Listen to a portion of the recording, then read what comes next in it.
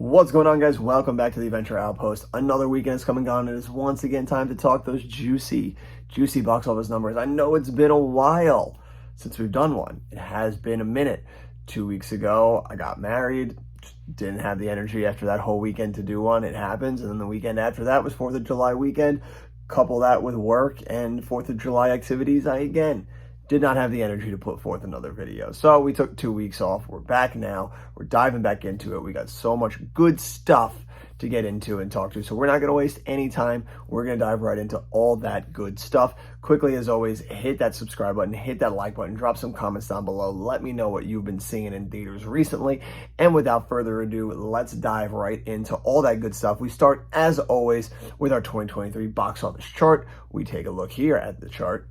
And as you can see, in our 26th week, we racked up $117 million. A little bit of a drop from last weekend. We're down 3.9%, but still not bad. As you can see, since the summer has kick-started all the way back in week 20, we have had week after week of over $100 million openings. So that is pretty solid. The summer is, while there is a lot to talk about in the summer with these movies underperforming, with these movies with these insanely bloated budgets, we are still doing pretty good, at least theater-wise. Over 100 million every weekend is a good weekend for the theater. And we're going to talk a little bit about all that as we go along with all of these movies to see just the influx between these insanely bloated budgets that are making movies be like really underperforming this year, as opposed to movie theaters, though, that even though these movies are underperforming studio-wise, for the theater, it's still good time at the theater. We're still doing very well at the theater. My theater especially has been doing aces this summer. We have been busy every weekend bringing in people. $60 million opening for Indiana Jones, the 3-day weekend, $80 million for a 4-day weekend. Like, even though that is hugely underperforming for studio-wise, that's a really good weekend at the theater. That's asses in the seats. That's money in our pocket. That's good stuff right there. So while the studios may be hurting from these insane bloated budgets that they're doing that are just making all of these movies underperform, the theaters are doing pretty solid, at least in my eyes. At least at my theater, we are doing very solid right now. It has been a very good summer, and it's only going to start picking up even more with the upcoming release of Mission Impossible and the absolute insanity that's going to be Barbenheimer. That's going to be this year's fucking stupid-ass Minions out of control nonsense that's been memed to death that people are going to come in and be fucking annoying about. That's going to be the worst weekend of the summer to work. I'm calling it right now. But now we turn our attention to the top 10. Let's see where all the dominoes fell for this weekend. Was Insidious able to claim that top spot against the almighty power of Indiana Jones and the Dial of Destiny? Let's take a look here now at the chart. And it looks, yes, it did. Insidious, the Red Door, was able to claim the #1 spot, thus continuing the trend of us having a new #1 movie every weekend since Guardians debuted all the way back at the beginning of the summer, back in May. We got Insidious, the Red Door, in first place with $32 million of a $16 million budget. Horror continues to be the spot where we are just reaping in the money. They always make just absolute solid budgets that have great returns, making their money back in their first weekend. A lot of these blockbusters can learn a thing or two about that, about a little bit of restraint, bringing back those budgets, doing more with less, and reaping in those benefits. Unfortunately, that is not the case with pretty much every other movie we're going to talk about in this top 10. But kudos to you, Insidious. You did absolute banger of a weekend. So even if you absolutely die off next weekend with Mission Impossible, you've at least made yourself into the green. You've made some greenbacks. Kudos to you, Patrick Wilson. Right? Patrick Wilson, I think is his name. I know it's Patrick. The director star of the movie. Pretty solid directorial debut. I actually saw the movie last night. It's solid. It's better than the third and fourth movie, but definitely falls in below the first and second one. Those two movies are so freaking good. So this movie it was a little bit lackluster compared to those ones, but it was still a solid entry in the franchise. It was a solid horror movie to get in the summer as some good counter programming to some of these other big blockbuster budget movies that have been dropping. I am all sorts of tongue-tied right now. It is absurd. Let's go back to the top 10. Holding on strong in second place is Indiana Jones and the Dial of Destiny, dropping only 56.1% at under 60%. That's solid right there. It takes in $26.5 million to bring its total domestic hold to $121 million of a $300 million budget. That is just absolutely absurd. I know I've been off, so we haven't really even gotten to talk about Indiana Jones, but no fucking movie should cost $300 million to make. That's so stupid, especially an Indiana Jones movie. Like, those movies never had huge budgets. They always did more with less. I think that budget, 300 million, is more than any of the original movies made in their entire run when they were in theaters. So like, it blows my mind that somebody was like, let's make another Indiana Jones movie. Let's do $300 million. Like, I think that movie deserves $300 million. We'll make that money back, right? No, that's absurd. That's absolutely fucking absurd. Because even if it's $300 million and then you have to tack on another $100 million for marketing, and then you got to double that to just break even. That means you had to make $800 million at the box office just to break even. And the highest grossing Indiana Jones movie was Kingdom of the Crystal Skull, and that didn't even make $800 million. So like, what the fuck were they thinking? It sucks because it's hurting what was a solid movie in this franchise. This movie is never going to be, even in the best of circumstances, this movie was going to have a tough time recouping these losses. Like, even if you didn't have all the gonzo insane people on the internet calling you a cuck for enjoying it, or denouncing the fucking like ruining of Indiana Jones because there was a woman in it that actually like had like an arc. There's even without all of that nonsense, without this insane bloated budget, this movie would have struggled to make money back. It's just $300 million. That's insane. It's fucking insane. A movie should never cost that much. Like, there's got to be a cap to how much you could spend on a movie, because it's absolutely absurd, and you should not be allowed to do it, especially for an Indiana Jones movie. Like no. I mean, I guess it's all right because they knew they're never making another one after this, so that maybe they were just like, fuck it, we're never doing another one, might as well go for broke. But it's I don't know. I'm just getting so tired of these bloated budgets that don't even make these movies look any better than any movies that came before it. Like, why? Like, no matter what you did in that movie, special effects wise, that cost that much money, you look at a movie like Terminator 2 that came out in 1991, when the liquid metal Terminator still looks better than any other movie with special effects that you'd see today coming out. And that says something. Absolutely says something. It's fucking ridiculous. But I could complain all day about that, and we're not going to do it because I don't need to be complaining all day about the just fucking insanity that is these bloated budgets and just this insane special effects CGI cost of everything. It's modern filmmaking really needs an overhaul, and I'm really hoping that this year, with all of these movies underperforming with these insane huge bloated budgets, that Hollywood is going to take a step back. They're all going to go into their boardrooms and they're going to go, we need to figure this shit the fuck out. We need to stop doing this. We need to start capping it. 150 million, maybe 200, depending on the movie. But 150 million should be the absolute fucking cap right now. And if you can't make a movie look good with $150 million, then fuck you. You don't deserve to make that movie. You're done.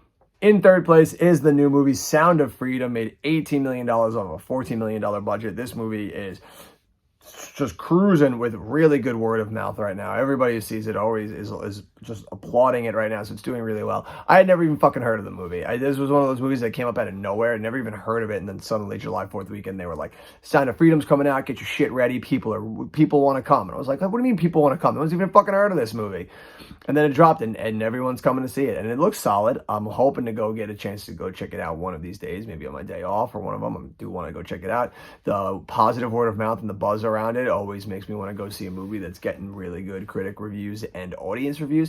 So definitely want to go and check this one out at some point. But good for you. $14 million budget right there. First opening weekend already makes back its budget. That's where you want to be, baby. We need to get back to these mid-tier. We were talking in the beginning of the year about how good it was that we were getting those mid-budget movies back. You were getting those movies in the like $40 to $60 million range that were doing business. They were making some money back. And then we made it to the summer, and they were just like, throw that fucking shit out the window. Let's go wild again. And they went way too wild, because every other movie we're going to talk about right now is just a story of underperformance against an absolutely insane bloated budget, like this next movie on the list, dropping in at number 4. We've got Elemental in its 4th week, dropping only 20.8%. This movie has had just incredible holds since its release, showing that people want to go see this movie, that this movie is enjoyable, it's bringing in people. But the problem is that it's just, no matter what you're doing, it's not going to recoup this fucking budget. Drops 20.8%, took in $9.6 million, brings total domestic haul to $109 million off of a $200 million budget. $200 million budget. fucking absurd. If this movie costs $100 million to make right now, this movie might have a chance of getting back into the green right now. With its solid holdover with its legs and its worldwide total, that would probably be enough to put this movie just about to break even and back into the green. But we're not at that. $200 million. Why is an animated movie costing $200 million to make? Especially when you look at the next movie on this list here, rounding out the top 5, only cost $100 million to make. And rounding out the top 5 is Spider-Man Across the Spider-Verse, one of the only movies this summer to actually just be an absolute hit. And we got Spider-Man right here in its 6th week, drops 33.4%, still has an amazing holdover right here. Took in $8 million to bring its total domestic total to $357 million off of a $100 million budget. $100 million budget. That movie has some of the most insane visual animation that I have ever seen in a movie. And somehow it's only cost $100 million to make against Elemental's like classic Pixar look, but cost $200 million to make. Why? Why did it cost you an extra $100 million to make just this computer-generated movie against Spider-Man, which cost $100 million, but used so many different visual styles of animation? Where's the extra $100 million going? It blows my mind. Looking on the back 5, we've got the other new movie that dropped this weekend. We got Joyride debuting in 6th place, takes in $5 million off a $25 million budget. This movie, see, it's a solid little small hit right there. $25 million you could recoup from that, but it just shows that not a lot of people wanted to turn out for this movie. It didn't help that the trailer didn't really do much to make you want to see it. Like, I thought the movie, when it wasn't trying to be too funny or wasn't trying to be edgy and wasn't trying to be so much, it was a solid movie. I was enjoying it. There are a lot of heartfelt moments in that movie that really worked. The lead actress, I had her name and now I can't remember it as we've been talking, but the lead actress in this movie was really solid. She really helped sell those more heartfelt moments in this movie. The thing that really drags this movie down, at least for me, was it just felt like it was trying way too hard at the comedy. It was trying way too hard to be like a raunchy sex comedy. It was just trying way too hard with its jokes all the time. A lot of the dialogue with their silly banter just doesn't land because it's just tired jokes that you've heard a million times in R-rated comedies. There wasn't really anything unique other than the subject matter to this movie, where they should have leaned more into that, at least to me, instead of just relying on these tired old dick jokes that these R-rated comedies always seem to do. And not that I'm against dick jokes. Like, I love a good dick joke as much as the next guy, but maybe let's get some new dick jokes instead of doing like the same dick jokes that we always see in these R-rated comedies. But you know, it's a shame. I do want this movie to make its money back because it's solid. Because also I would rather see more unique movies like this than just the same old tired one. But this time it's like, take this unique idea and let's put some unique jokes to it. Let's put some unique raunchy humor to it if we're going to do that. Because I want the R-rated comedy to come back. You don't get R-rated comedies anymore. And we've gotten 2 this year. And one of them is about to come up next that is slightly about to make its budget back. And then this one looks like it's going to have an uphill battle to make its budget back. But I do want these movies to come back into theaters because there's nothing like sitting in the theater with a bunch of strangers and laughing your ass off. But you got to be funny. Got to be funny. And joyrides last for few and far in between, unfortunately. And then we look at the next movie on this list. We got No Hard Feelings in its 3rd week. Drops 33.2%. Solid little hold right there. Takes in $5.2 million to bring its total domestic haul to $40 million off a $45 million budget. So this movie, if it could continue to hold for another week or two, maybe it might make a little bit of its budget back. At least if it could couple it with its worldwide total, might look like it might get into the green a little bit. This is another movie, same kind of thing with Joyride. It's buoyanced again by its lead actress with a solid performance, sells the heartfelt moments, sells the more zany aspects of this movie. But it's kind of a lackluster movie at times because it's the same tired jokes. There are a few unique jokes in this one that did get me. Like, I think the scene where Jennifer Lawrence really goes for it and goes full frontal and she goes and fights a bunch of people to get her clothes back is a hilariously unique visual because you don't expect it to happen. You never at one point were like, yeah, I'm going to see Jennifer Lawrence full frontal naked fight people in this movie. And then they give it to you. And that's fucking hilarious because it's such a visual expectation that you weren't expecting. So it works and it's funny and it cracks you up. There are 1 or 2 parts in this movie that really crack you up, that are really funny.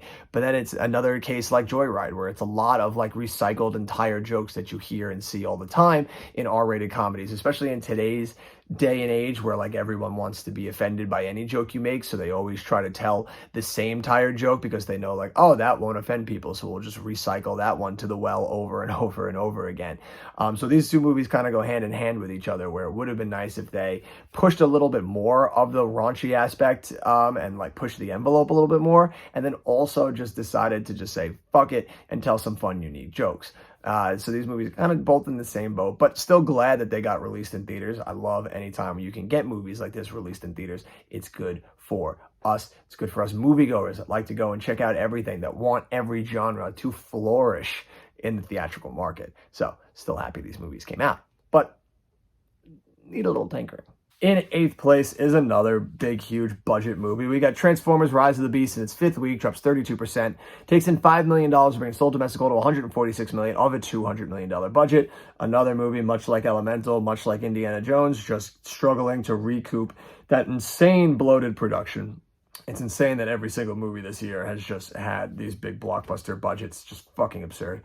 In 9th place, we've got The Little Mermaid in its 7th week, drops 35.1%, takes in $3.5 million, bringing its total domestic total to $289 million off of a $250 million budget. Another fucking insane budget that this movie has to kind of clear. It's just absolutely absurd to me that with these fucking movies, $250 million. It's just, how are you supposed to recoup from that, especially in this market right now, post-COVID? Like, I really thought when we came back from post-COVID that those huge, bloated, big-budget blockbusters were going to scale down and we were going to get back to those mid-size budget hits. But no, fucking everyone this year was just like, let's go for fucking broke. And they just spent every fucking goddamn money they had trying to make these movies work, and they are not working. And then rounding out the top 10 is Ruby Gillman in its 2nd week, drops 49.1%. In its 2nd week, already down to 10th place, probably about to drop out of the top 10. Took in $2.8 million, bringing its total domestic goal to $11 million off of a $70 million budget. Just another box office bomb to go with a litany of them from this year. A top 10 just absolutely full of underperforming movies. It is insane. They were once heralding this summer as the summer that was going to return business back to pre-COVID levels, return us back to normal, and we're just not there. And I think the biggest thing is it's the studio's own faults for making these absurd fucking budgets. Like, there was just no way. Like, we weren't that far out of the woods yet that you can just return it to this kind of fucking budgetary, just throwing this money at these movies and then expecting them to just churn back out $1 billion movies. Like, it was never going to happen. It's absolutely absurd that they thought that they could get away with it this soon still after COVID. We'd like to take a look at our fallen heroes. These are our heroes that did their time in the top 10 but have now bowed out for greener passages. We take a look now at the list. After 9 weeks, one of the only other summer movies to be an absolute gangbusters at the box office besides Spider-Man is Guardians of the Galaxy. But now after 9 weeks, it takes its bow out of the charts. And then after 3 weeks on the chart, Asteroid City bows out. And then again, after 3 weeks on the chart, an absolutely pitiful performance. If you want to talk about box office bombs, DC's The Flash. Their big $200 million tentpole starring The Flash and fucking 1989's Batman, after only 3 weeks on the chart, bows out. That is fucking insane. But you guys did your time. You had your say. You made your money. At least 2 of you made your money. But now it's time for you to bow out for greener passages. As always, we will see you in the realm of physical media, and we salute you. We turn our attentions now to the top 10 worldwide and domestic front here in 2023. We start, as always, with the top 10 worldwide. We take a look here at this chart.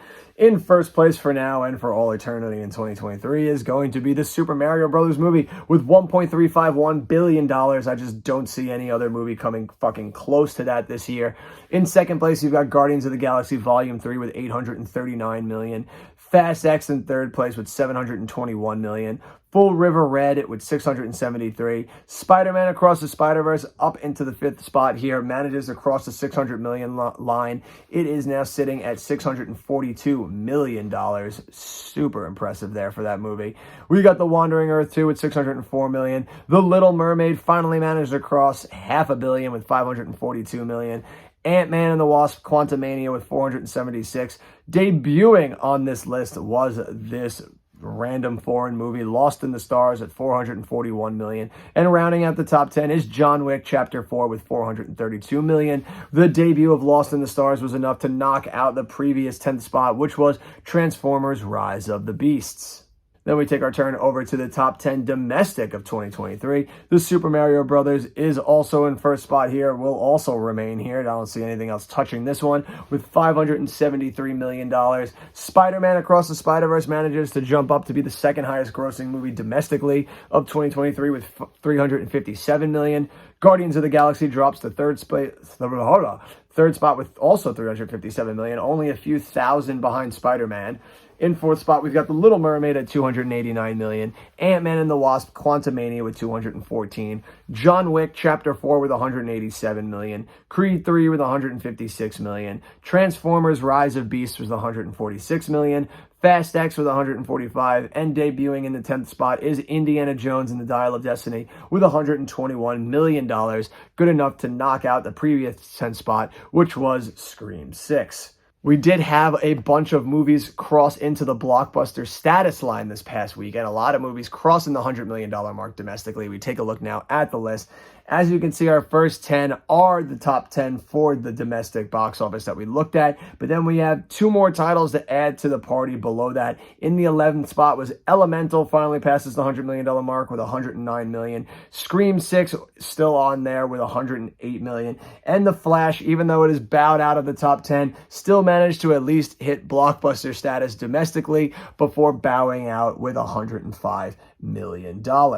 So that puts 13 movies right now that have hit blockbuster status at the domestic box office here in 2023. We take a look to couple that with where we were last year here now at the box office. And so far right now, we're doing pretty good. We are up 2. We have 2 more movies that have grossed over $100 million domestically as opposed to this time last year. We take a look quickly here at this chart. As you can see on the left side was everything we just went over of what has hit over $100 million domestically right now for 2023. We take a look over on the 2022 chart where we had 11 movies. At this point last year, we had just had the release of Thor: Love and Thunder, which debuted to $144 million for the weekend, so it was the latest one to join that list, along with Top Gun, Doctor Strange, Jurassic World, Minions, Batman, Sonic the Hedgehog 2, Elvis, Uncharted, Lightyear, and The Lost City. So we're doing pretty good right now. We're 2 up on it. If we can keep that lead, keep it going. 2023, even though the studios and their movies are underperforming as their box office totals are not hitting what their budgets were,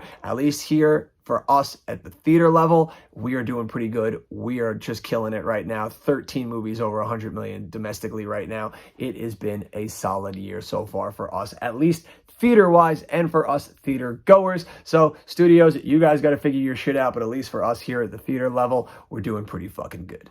And we take one quick look here also at my blockbuster status chart. This was my chart where I was going to predict every movie this year that would make 100 million here at the box office. As you can see right now, I am 12 for 13. I have guessed there have been 13 movies so far this year that have grossed $100 million. I have guessed 12 of them right. I think the only one that I missed out on was Scream 6. Instead of Scream 6, I guessed Shazam. So I was way off on that one. But every other movie that has made blockbuster status so far, I have been on the money for. We had Ant-Man, Creed 3, John Wick, Super Mario, Guardians, Fast, Little Mermaid, Spider-Man, Transformers, The Flash, Indiana Jones, Elemental. The only other movie that's out right now that I really am taking a guess on would be Insidious Chapter 5. Had a solid opening right now. Will it have the legs to get itself to 100 million? That remains to be seen. But now all eyes turn to our next 3 on the list, which was Mission Impossible 7, Oppenheimer, and Barbie. Mission Impossible and Oppenheimer I put in my guaranteed one. These movies I am expecting absolutely to make 100 million. I put Barbie in my most likely right below where Elemental was. I think right now with the pre-sales and with everything's going, I think Barbie is absolutely going to hit that thing now. Barbie is going to probably end up becoming a phenomenon. That whole weekend is pretty much building itself up to become a phenomenon, aptly titled Barbenheimer. So I think both of those movies are going to really excel, and that's going to probably be the peak of the summer, one of the biggest box office weekends of this year probably. It's going to be absolute pandemonium, and I hate that I have to work it. And now we take a look at our final chart for this week, and this is my favorite chart to look at, and that is our 2023 Chart Riders chart. Chart Riders chart. That's what we're calling it. It's what it is. So get used to it. Our chart riders chart. This is a chart where we take a look at and we see what movies will have the best legs here at the box office in 2023. We chart along week after week, however long it spends in the top 10. And at the end of the year, we can take a look and see which movies had the best legs, which movies reached the audience the most and had them coming back more and more. And it looks like it's really shaping up this year that the movies that had the best legs at the box office were actually 2022 holdover movies. Let's take a look here now at the chart. And as you can see, in the top spot is Avatar: The Way of Water with 12 weeks and Puss in Boots: The Last Wish with 11 weeks in the top 2 spots. Super Mario Brothers is in 3rd place, locked in at 10 weeks. That was the biggest movie of the year. I don't see anything else, looking at what else is coming out, that's even going to sniff close to that. So I honestly think we're going to end up ending this year that the 2 biggest movies at the box office of 2023 that had the best legs in the top 10 are going to be movies that are holdovers from 2022 in Avatar and Puss in Boots. If Super Mario Brothers couldn't pass those 2 movies, I just don't see anything else doing it. So it's insane that we're going to probably end this year with Avatar and Puss in Boots being the best movies with legs at the 2023 box office.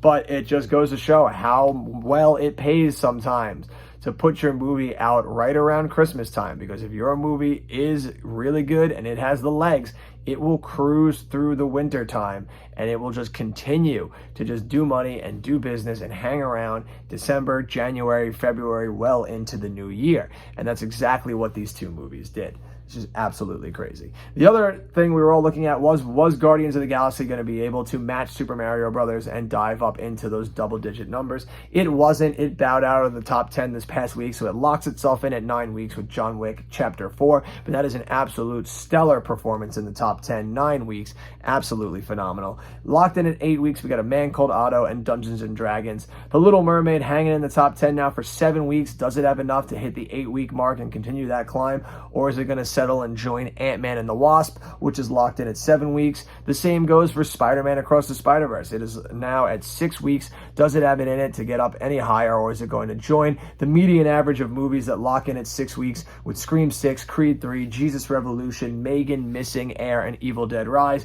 Obviously, Spider-Man has been in the top 5 all 6 weeks. This movie still has a few weeks to go. If any movie has in it right now to get close to Mario and Puss in Boots and Avatar, I think it will be Spider-Man. But there still is a lot of big movies left to come for this summer. So it remains to be seen just how high this web crawler is going to climb. And then rounding out the top 10 is Transformers Rise of the Beasts with 5 weeks. Will it have enough to get up any higher? I think if any movie has a chance of joining the median average of 6 weeks, it's probably going to be Transformers Rise of the Beasts. And that'll do it for all of us here at the Outpost in this adventure. It was a stellar weekend at the box office. This summer has just been a bunch of stellar weekends at the box office because there's always something interesting to talk about. Even if these movies aren't up to snuff with the studios, at least, it's been an interesting ride here theater-wise, at least, an interesting ride for us to look at charting, at least. As long as we're looking at these numbers, it is fucking an interesting time. It has been a wild summer, and the summer is only just heating up. This weekend, we have the release of Mission Impossible Dead Reckoning Part 1. It actually releases on Wednesday, July 12th, so it's going to have an extra couple of days to really just reap in those dollars. It needs to make as much as it can right now before the release of Barbenheimer next weekend, because those 3 movies are going to be absolutely duking it out for the rest of the summer of supremacy here at the rest of the summer. So we still have a very interesting next few weeks left here at the box office for the summer. It is going to be a wild fucking ride, and I can't wait to chart along with it. Now, we're going to be able to for the next 2 weeks. I'll be here for Mission Impossible, and I'll be here next weekend for Barbenheimer, but the following weekend with the release of The Haunted Mansion, and then the next, for the next 14 days after that, I will be honeymooning, so I will not be following,